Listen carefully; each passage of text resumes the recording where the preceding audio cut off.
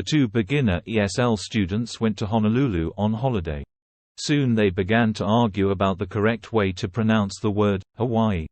One student insisted that it's Hawaii, with a W sound. The other student said it was pronounced like Havaii, with a V sound. Finally, they saw an old native on the beach. To resolve the matter, they asked him which was correct. The old man said it's Havaii. The student who was right was very happy, and thanked the old man. The old man said, "You're welcome."